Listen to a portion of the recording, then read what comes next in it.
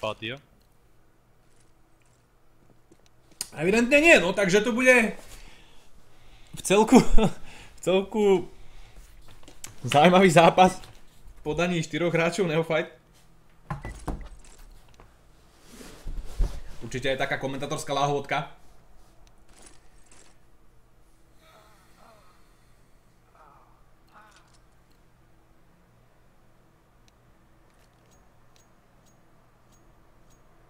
Že Neophyte už to taky chce mít co nejvíc za sebou.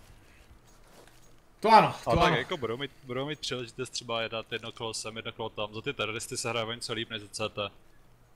Že za CT prostě nepokryjete všechny uhly a je to problém. Ale za teroristy se nějaký... To dá nějak hrát ve 4, ale nebude to žádná paráda, no. Tak, bohužiaľ.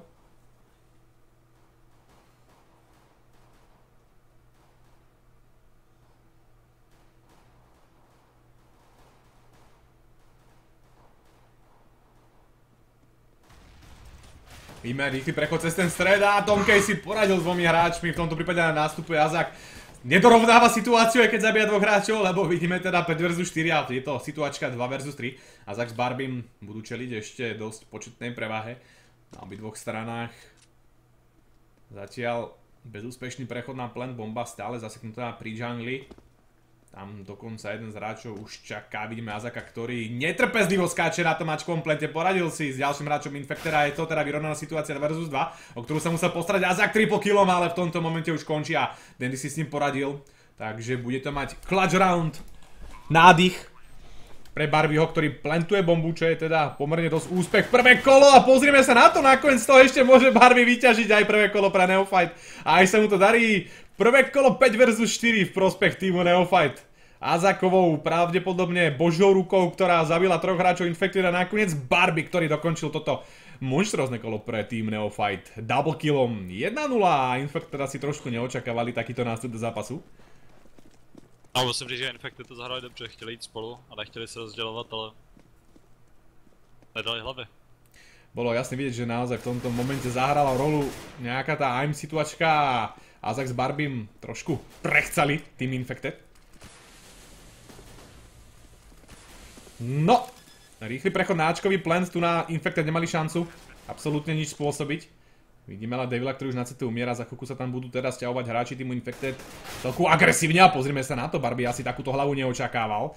Trošku ho to prekvapilo, Queston teraz s miernym flashom nakoniec si poradil s jedným hráčom týmu Infected. Prichádza ale Tom Case, ten ho už zabíja a je teraz z toho nakoniec veľmi ťažká situácia ešte pre Neophyte. Vyzeralo to tak jednoducho a Tom Case prichádza do pekla a zabíja Azaka so scoutom a je tu vyrovnávajúci stav na 1-1.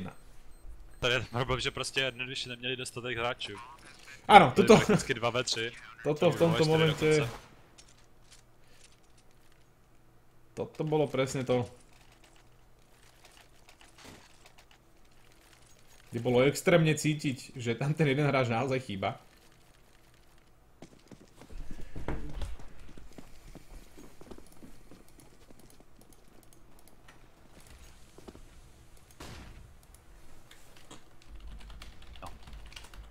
Každopádně to znamená, že Neophyte nemají vůbec žádný peníze a musí jít do Force Buy. Do Force Buy o 4 hráčov? Nepríjemná situácia, nepríjemný stav. Není to paráda, no. Aby to bylo vyrovnaný, tak prakticky Neophyte musí mít každý kolo někde pick. A pak mají 4v4, ale to je hratelný. Ale dobývají Bčko. Je ho tady kouká za rohem. Questonovi se pravděpodobně nepovede položit. A Barbie opět v klači. Toto bohužiaľ naozaj nebola moc šanca niečo urobiť. Klobúk dole vôbec za dobitie toho plantu, ale... To nestačí. To stačiť nebude. Barbie teda na Edwardovi. V tomto prípade nepríjemne zaseknutý bomba padnutá na bečkovom plante. No a posledná nádej žije jedine teda v 40 sekundách a Barbie musel robiť zázrak. Východ cez tento smoke bude pravdepodobne pre neho smrteľným. No a Barbie nemal šancu absolútne nič urobiť týmu Infected. Tí si pripisujú druhý bodík a dostávajú sa tak do čela do vedenia o jeden bodík veľmi rýchlo a veľmi jednoducho, ale tak čo sme asi mohli očakávať, že? To jsme mohli očekávat.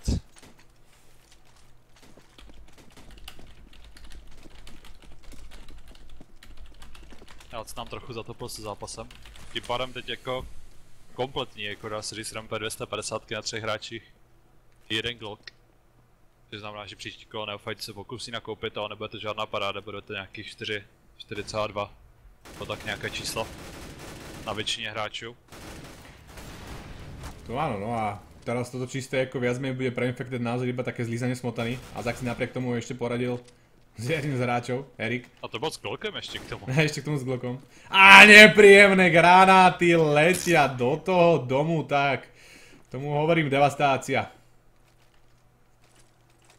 Toľko hečiek do palácu. To by pravdepodobne neprežil ani Chuck Norris.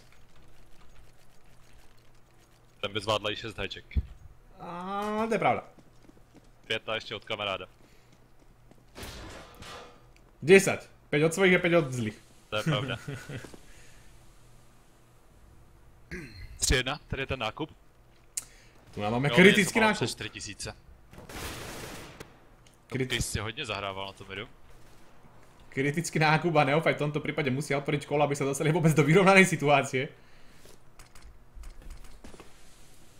To je přesně ono, jediný co Infected musí dělat je prostě počkat než Neophyte už nezbere čas než něco rozjet naplno. A v té chvíli už jsou prakticky vždycky ve výhodě.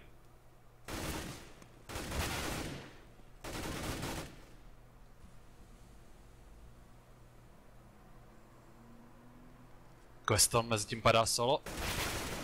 Všichni 3 hráči na Ačku a Zak si otevírá ten plant. Tady potřebují smoky, ale konečně padají nějaké smoky na džungli a na schody. Barbie mezi tím pletne. Topcase s druhým fragem, 2 hráči už jenom 32, 48 HP. Nebude dobrý, no bude jednoduchý retake pro Infected. Barbie poslední opět. Barbie poslední v klači. Já jsem ho tady povedl, dokonce zabít jednoho, ne. 20 HP na 2 hráčích a opět. Paradoxne to zatiaľ vyzerá naozaj, že jediné kolo, ktoré sa im podarí dať, bude to prvé pištolkové. Čo je teda zaujímavé, lebo je to jedno z takých tých najťažších kôl, ktoré sa asi môžu vyskytnúť v takéto nepriaznivej situácii 4 versus 5. Ale tak tam sme videli Azaka, ktorý krásne porotváral a Barbie, ktorý pozatváral. Pomůže jim teďka ten plant aspoň, můžu nakoupit znova, ale ten mid asi nebude žádná paráda, Topcase novou řaduje. Tomu aj Devilovi posiela, pozrime sa na to.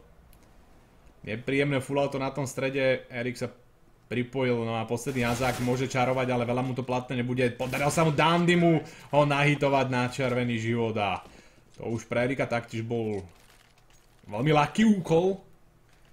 Veľmi jednoduchá úloha to dokončiť.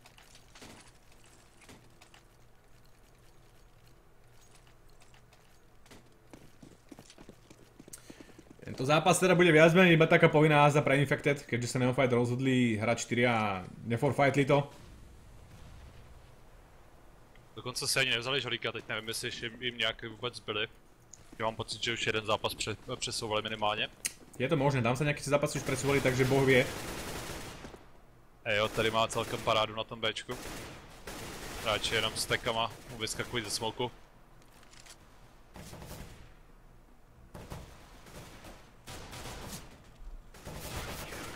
Tu nás sa už naozaj bohužiaľ ani spraviť nedalo, ešte dokonca jeden z hráčov išiel aj odzadu, takže Azak bol veľmi dlho zaseknutý Bčkom dome a hráči si s tým poradili.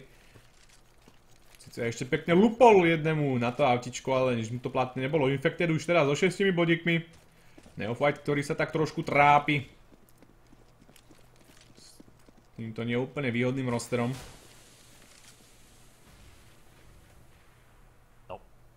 Ještě k tomu Devil dostal, mám pocit, úplně plný hečko pod nohy, protože má 50 HP. Má Azak taktiež. Azak se k němu připojil, aby to nebyl sám Queston, ale tady je ten pick, o kterém jsme mluvili. Ve chvíli, kdy ho vezmou až druhý. Erik si trošku moc dovolil na schodech. A jednou je to dobrá situace. Nepríjemné hečko Barbieho. To bylo vlastní? To bolo vlastné hečko, ktoré sa zaseklo medzi nohami. To nepoteší úplne. No a čo sa rázom zdalo ako obrovská výhoda pre Neophyte sa v tomto momente dosť ruší. Až teda hráči Infected znova. Devil ještě neviděl ani jednoho hráče a má 2 HP. Mám pocit, dostal 3 různý hečka. Jo, dobrý boost, jsem docela vychytený. Pěkná inovace od Topcase s AM, myslím na tom CT sporu.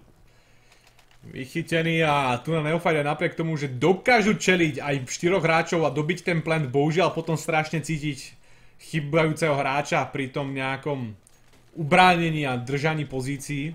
Tam už ich naozaj rozdrví tá početná nevýhoda.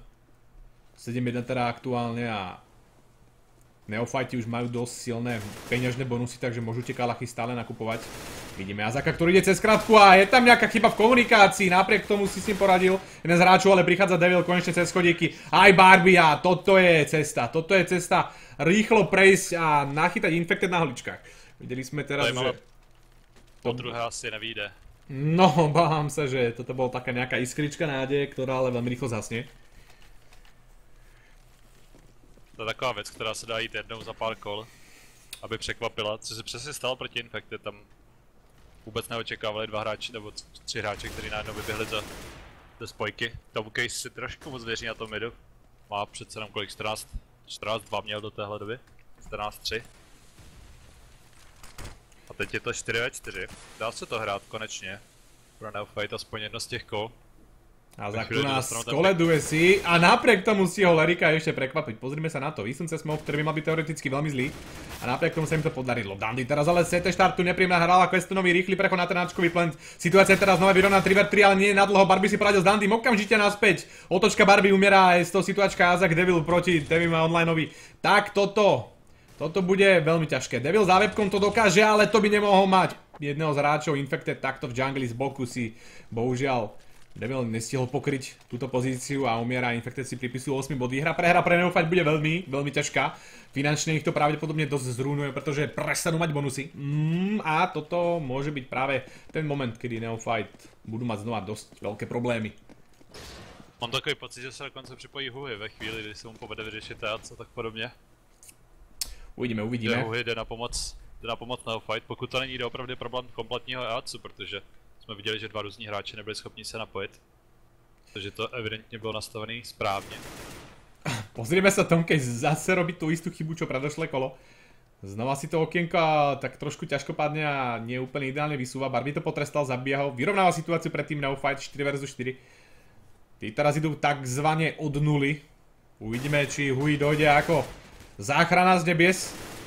Ale Eric King, pozrime sa na to. Na tomáčku teraz robí obrovské problémy. Full auto Barbieho skoro zabilo aj Dandyho na CT štarte, ktorému nechali iba 24 healthov, ale s 2 healthami proti trojci Infected pravdepodobne nebude mať šancu a hejčko, krumplička zemiačik doletel na ten plant a zamával Barbiemu na odchod z tohto kola. Vidíme tam nejaké snahy sa napojiť niekoho, ale neviem presne čo to je. No, neviem. No, ak sa tam napojí Hui, tak úplne mi to príde jak taká zvučka zo Supermana. Príde na pomoc Super Hui. Ale přece jenom malinko později, že to bude 10-2. Pokud tady Neofite něco nepředvedou. Ak sa mi ešte nejaké tie super situace. Kola dať, no, to teraz situácia úplne ideálna rozhodne nie. Ešte k tomu aj nepríjemné hečka, pozrime sa na to naozaj. Neofite papajú jednu krumplu za druhou. A teraz veľká škoda Devila, ktorý má iba Glock. Keby mal hocičo silnejšie, verím tomu, že by v tom okne poslal Tomcaseovi, aj napriek tomu sa to podarilo. Napriek tomu sa to podarilo aj s Glockom. Tomcase tam v tom okne naozaj koleduje. A už tam umiera ako na bežiacom páse tam, ale tu na Dandy čaká výsun Questona a Eric King nebude mať ani problém v CT štartu.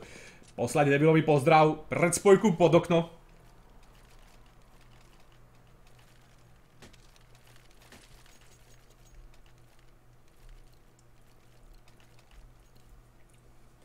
Kola nám bežia ako závod, vidíme teda neúplne ideálny nákup, 2 Deagle, 2 kalachy, 4 hráči týmu Neofite, no a pred nimi naozaj veľmi ťažké kolo a kola. Pekné hečko Eric Kingovi na 49, tak s vestou a helmou takto dostať, no čisto helmou, bez helmy Eric King dostať na 49, to hečko muselo padnúť geniálne, rovno pod zadok.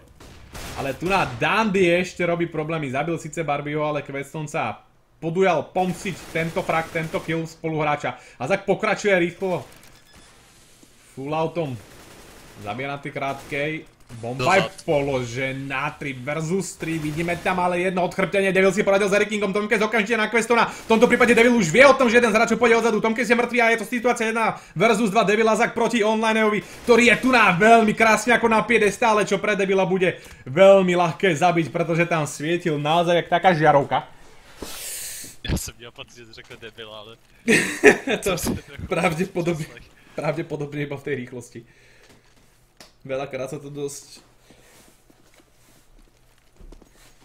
trošku komolí. Aj u mňa som veľakrát počul, že ma niektorí volali skôr aj debil. Debil.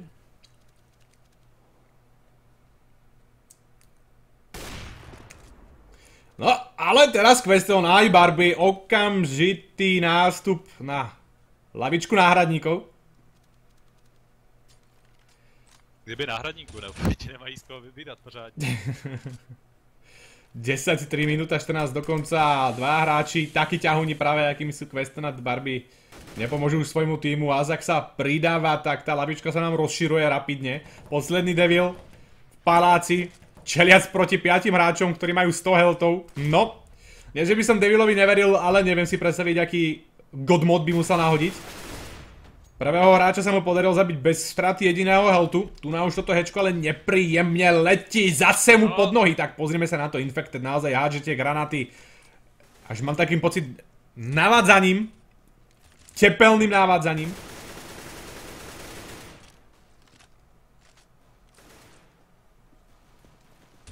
Tak už sa nám připojil a zase odpojil. Tak přemýšlím, co to znamená. Ale nič to nenapísalo, je to proste vyslovené iba odpojenie. No práve. Obávam sa, že ale toto bude násilí aj Devila.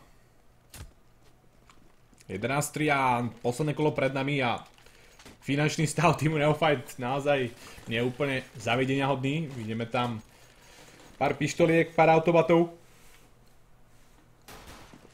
A dokonca Webko. Devil sa rozhodol, že skúsi skoncovať posledné kolo tejto strany so snajperkou. Vidíme preskok Barbieho na tom strede, čo malo pravdepodobne pomôcť Devilovi zabiť hráča v okne, v tomto prípade teda Tomkesa, ktorý tam ináč ale s pravidelnou nejakou tou časovou intervenciou umiera.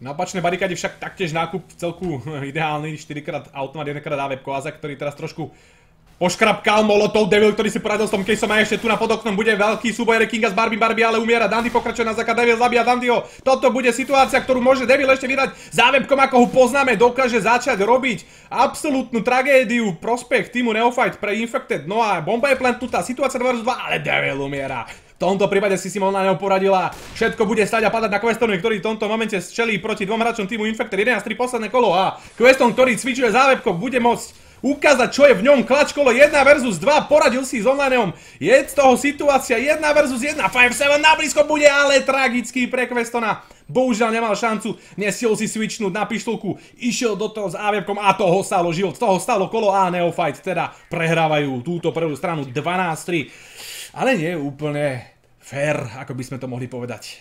4 versus 5. Huhy nám prišiel s křižkem po funuse trošku. Huhy sa nám napojil naozaj kvalitnom timingu, ale uvidíme. Uvidíme, no, strany sa nám... Nakonec první kolo, první gen round, najednou by to mohlo... Je to CT strana? Je to hratelný. Je to CT strana, uvidíme, čo tam Neophyte ukážu.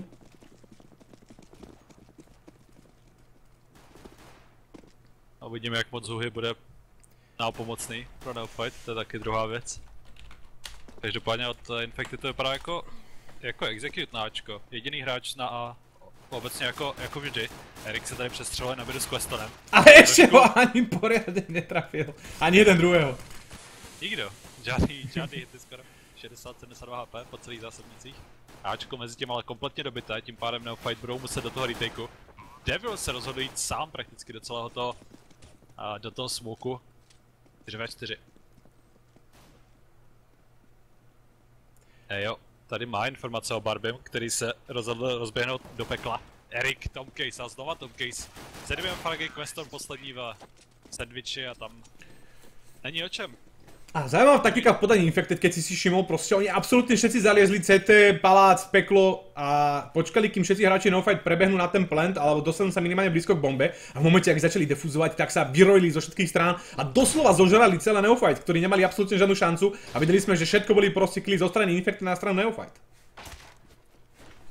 Přesně tak. Hlavně jsem nepochopil, proč tam Devil se rozhodl rozběhnout sám do toho smoku. To bolo také egoistické.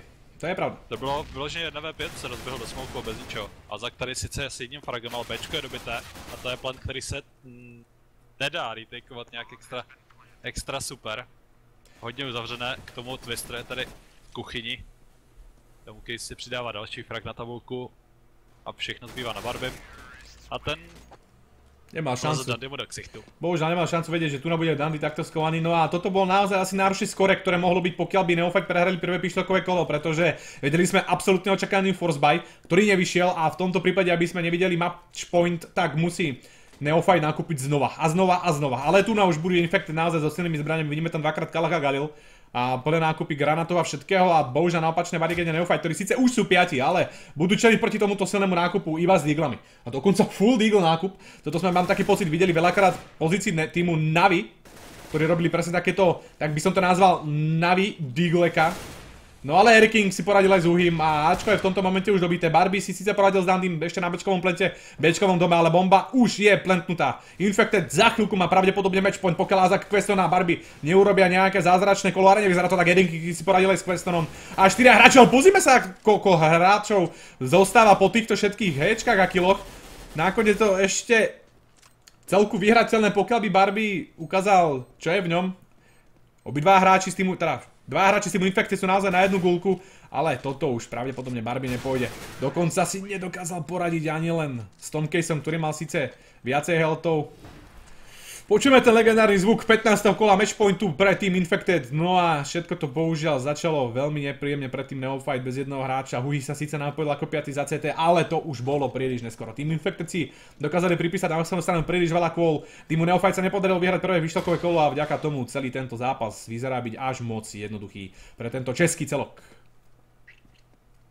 To opravdu není o čem, ještě k tomu 4 Deagly, 1.5.7. To je celkem klasika v poslední době, hodně lidí teď kupuje ty Deagly. Deagle sú naozaj nesmierne silná zbraň. Vidíme teraz prechod hráčov na ten Ačkový plen, ktorý je úplne ideálny. Questovia Devil si poradili dokonca s 3 hráčmi, tady ešte tu na zabíja Devila, ale Huhi posledného dobijajúceho hráča Ačkového plentu zabíja tiež a jediný onlineho, ktorý ostal v pozadí v paláci. Nakoniec si trošku rozmýšľa, či sa pokusí prejsť medzi to peklo, ktoré na tom Ačkovom plente nastalo. Minúta do konca a mám taký pocit, že hráči po ňom hlava, nehlava pôjdu do toho palácu. Huhi, tam išiel. To predpripravil, som pravdepodobne to, ako hovoríš, predpripravil. Tu nám ešte vystihli online a veľmi pekne s granátom v ruke, takže aj pre Zaka to bolo pomerne dosť jednoduché. Uvidíme, ako dlho budeme počúvať túto zvučku. Pretože Neophyte sa konečne dostáva do plného nákupu. Relativně. Huhi a jeho klasická P90. Spray and pray. Jsem s ním hrál, takže jsem se celkem zvykl na ten nákup. Spray and pray, no. Koukám, Infected se sunou k tomu Bčku, kde je jediný hráč. A to nebude příjemná situace pro Barbieho, který je tady sám na tom B. Ale veľmi pekné hečko. Au. Pekné hečko, ktoré Tomky si vydáva na polovicu online a Eric Kinga taktiež trošku poškrapkal. Zemiačky naozaj tento zápas robia veľké veci. Rýchly prechod na to Bčko, Barbie si poradil svojom Caseom, ale okamžite prichádza Eric King, ktorý s Kalachom zabíja Barbieho a v tomto momente dobýva Bčkový plen, kde skoro nikto z týmu Neophyte nie je. Online môže takto prejsť do kuchyne a postarať sa o veľmi nepríjemnú situáciu, pokiaľ hráči nebudú pozerať v tej kuchyni na ten jeho prechod. Eric King si poradil s Devilom ďalej a vidíme, že Online si dokázal poradiť pre zmenu s Huhim. Tam ešte stále ostal Queston a krása Azak cez krátku prechádza. Dosť nečakania, Online toto vôbec neočakával. Queston pokračuje, zabíja ďalšieho hráča a pozrime sa na to, Azak na Foresta posiela dieru. Aj poslednú Eric Kingovi a pripisuje si defúz na svoju stranu. Čím Neophyte má ďalší kolo, toto hečko som trošku nepochopil od Questona. Tak oni Neophyte se o peníze opravdu nemusí bát, protože prostě jednoduše musí vyhrát úplně všechno. No stále to nemeníš na veci, že môže ostať jeden hráč a ostatní nebudú mať na nákup. To je pravda. Ale ještě vidíme, že ty peníze nejsou úplně skvělý, přestože mají 2 kola v řadě a Tak. pokradli hodně AKček. Ale predsa len Questo mohol kúpiť, aj keď Hui teraz s Famasom. Neviem, ťažko povedať, vidíme tam dokonca 2 výpka. Vidíme ale Barbieho, ktorý má teraz nablízko a Ráča sa rozhodol switchnúť si za 5250, ktorá naozaj v tomto prípade urobila to, čo mala, zabila ďalšieho hráča týmu Infector a poďme sa na Barbieho, ktorý posiela ešte aj ďaleko tonážnu rovno do palácu Dandymu. No a posledný Eric King na tom strede nebude proti Devilovi taktiež mať veľkú šancu a aj Neophyte si pripisujú dokonca už 6. bodík. Tak toto by dokonca aj z Hui vyzeralo. Za tetečka asi dosť možné úplne ináč, pokiaľ by sa mu podarilo napojiť trošku skorej a Infector by mali problém aj v takejto ultramix zostave týmu Neophyte, ktoré vidíme teda ponovom Azaka a Snakesa. Teda pardon, dneska by to mal byť Azak a niekto, ale normálne by sme tam videli teraz Snakesa a Kaparza. No jo.